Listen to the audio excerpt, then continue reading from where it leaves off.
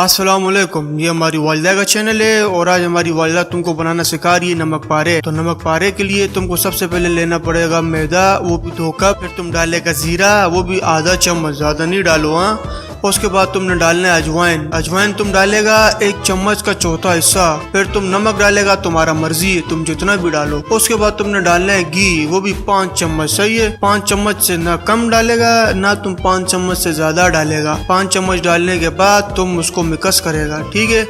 यहाँ हमने लिखा हुआ है मिक्स इट वेल, तो तुम इसको मिक्स करो और सही से मिक्स करना, ठीक है। फिर तुमने इसके बाद इसको गूंदना है आटे की तरह। तुम पूरा इसको गूंदेगा पानी के साथ, ठीक है। दूध के साथ नहीं, तुम पानी डालेगा, पानी के साथ तुम इसको पूरा गूंदेगा और तुमने इसको सख्त सख्त गूंदना है, ठीक है, नरम नहीं।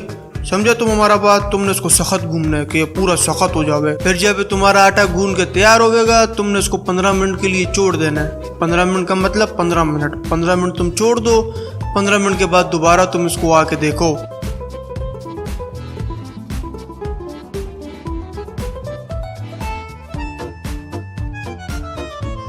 15 मिनट के बाद जब तुम दोबारा देखेगा, फिर तुमने इसको बेलना है। बेलने के लिए तुमको पता है क्या करना होता है तुमको। अगर तुमको नहीं पता तो तुम क्या कर रहे हैं।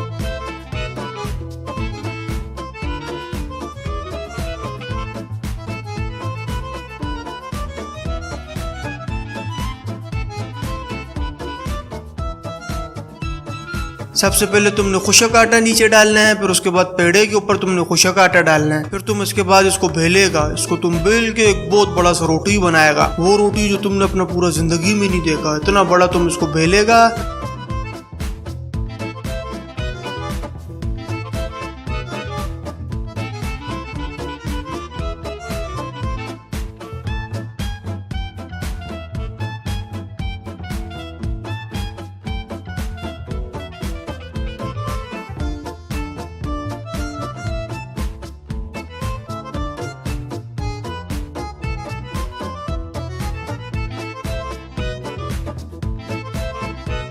उसके बाद तुमने इसमें सीधा सीधा लकीर मारना है। सीधा सीधा लकीर क्यों मारेगा भाई? सीधी सी बात है, सीधा लकीर का मतलब है कि तुम इसको नमक पारे सीधा सीधा बना रहे। सीधा लकीर मारो। सीधा लकीर मारने के बाद जब सीधा लकीर हो जावे और उसके बाद तिरछा लकीर मारो, क्योंकि इतना बड़ा तो तुम नमक पारा नहीं बनावेगा ना, उसको तुम छोटा छोटा साइज में काटेगा। पहले सीधा लाइन काटो, फिर उसको तिरछा लाइन काटो। तिरछा लाइन काटने के बाद तुम देखो ये पूरा यहाँ पे कट जाएगा। जैसे ये कट जावे तो इसका मतलब है कि ये तुम्हारा पकाने के लिए तैयार हो गया है।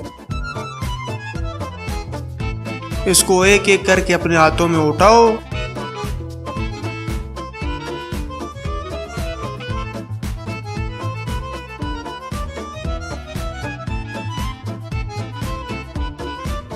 उबलते हुए तेल में डालो, ठीक है। इसको तुमने तब तक पकाना है जब तक ये क्रिस्पी होके तैयार ना हो जावे। और जो तुम्हारा चूल्हा है ना, चूल्हा वो मीडियम होना चाहिए, ठीक है। वो ना तेज होवे, वो ना हल्का होवे, वो दरमियाना होवे। मीडियम फ्लेम पे तुमने इसको क्रिस्पी करके पकाना है। जैसा ये पक जाएगा फिर तुम इसको खाओ। तुम चाय के साथ खाओ, तुम नाश्ते के साथ खाओ, या तुम मेहमानों के साथ खाओ, किसी के साथ भी खाओ, ठीक है। तुमने कमेंट सेक्शन में बताना है तुमको ये हमारा वालिदा का रेसिपी कैसा लगा, ठीक है। हमारा नाम है समुंदर खान और अल्लाह हाफिज।